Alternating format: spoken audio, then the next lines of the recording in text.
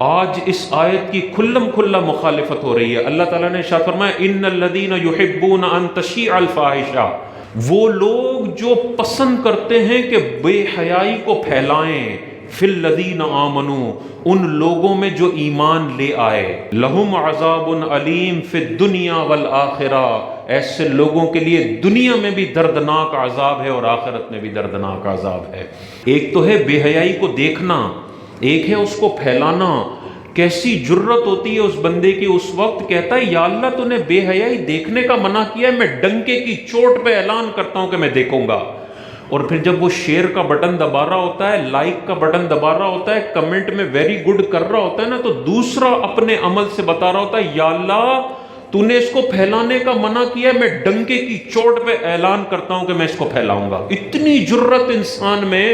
کہ اللہ تعالیٰ کی آیتوں کو ایسے کھلم کھلا چیلنج کرتا ہے کہ یا اللہ مرنے کے بعد دیکھ لوں گا، یہ جو تو نے لہم عذاب علیم فرمایا یہ دیکھی جائے گی، مجھے تو شیئر کا بٹن دبانے میں بڑا مزہ آتا ہے۔ 5000 دوستوں تک یہ گندا ڈانس پہنچا دوں، 5000 دوستوں تک یہ فرشتے کی توہین پہنچا دوں، 5000 دوستوں تک شرعی مسئلے کے اوپر بنی ہوئی میم پہنچا دوں، بڑا قلب کو سکون ملے گا۔ ساری زندگی نمازیں پڑھی لیکن اتنا بھی علم نہیں سیکھا کہ فرشتے کی توہین انسان کو دائرہ اسلام سے خارج کر دیتی ہے۔ آج آپ دیکھیں کتنی میمز آپ کو نظر آئیں گی، بخاری کی حدیثوں پر میمز بنی ہوئی ہیں۔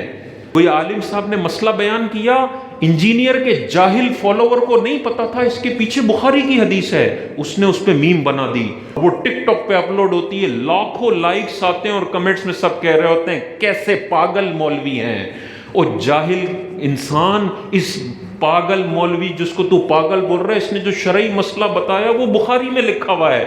تو حقیقت میں کس کے خلاف زبان اعتراض دراز کر رہا ہے، تو غور کر لے۔ آج لوگوں کو بڑا جرت مند کر دیا گیا ہے، اسلامی احکام کا مذاق اڑاؤ، ان کے پرخچے اڑاؤ، ٹک ٹاک میں میمز بناؤ، تمہیں کوئی پوچھنے والا نہیں ہے۔ نہیں، دنیا میں کوئی نہیں پوچھے گا،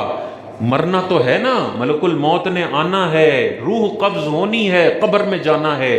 ایک ایک میم بنانے پر بھی حساب دینا پڑے گا اور ایک ایک میم کو شیئر کرنے پر بھی حساب دینا پڑے گا۔ حضور علیہ السلام نے ارشاد فرمایا جس نے اسلام میں اچھا طریقہ رائج کیا تو قیامت تک جتنے لوگ اس نئے اچھے طریقے پر عمل کریں گے سب کا ثواب اس ایجاد کرنے والے کو ملتا رہے گا۔ آپ نے مثال کے طور پہ کسی مسجد کے اندر مغرب کی نماز کے بعد درود شریف کی محفل رائج کر دی، آپ نے کہا یار مغرب کی نماز کے بعد ہم ہر جمعرات کو درود شریف پڑھا کریں گے، درود شریف 24 گھنٹے جائز ہے، لیکن آپ نے ایک نئی چیز مسجد کے اندر رائج کر دی، مغرب کی نماز کے بعد درود شریف۔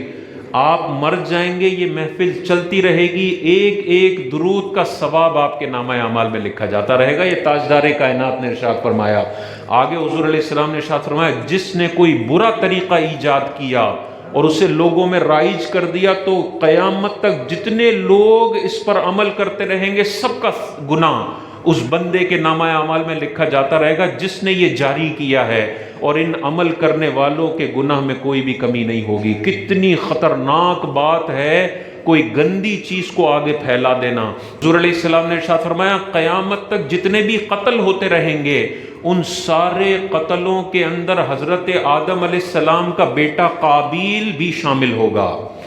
قابیل وہ بیٹا تھا حضرت آدم علیہ السلام کا جس نے روئے زمین پر سب سے پہلی دفعہ قتل کو ایجاد کیا، اس سے پہلے قتل تھا ہی نہیں، اس نے پہلی مرتبہ قتل کیا۔ حضور علیہ السلام ارشاد فرماتے ہیں اس نے ایک گندا عمل جاری کیا ہے، قیامت تک جتنے قتل ہوں گے ان کے قتل کا گناہ قاتل کو بھی ہوگا اور قابیل کو بھی قتل کا گناہ ہوگا کہ اس نے اپنے بھائی حابیل کو قتل کر دیا تھا۔ یہ دیکھیں نئی چیز جاری کرنے کا کتنا بڑا وبال ہے، تو ہمیں غور کرنا چاہیے، کسی بھی نئی چیز کو جاری کرنے سے پہلے غور کریں یہ اسلام کے مطابق ہے یا خلاف ہے، اگر خلاف ہے تو نہ کریں۔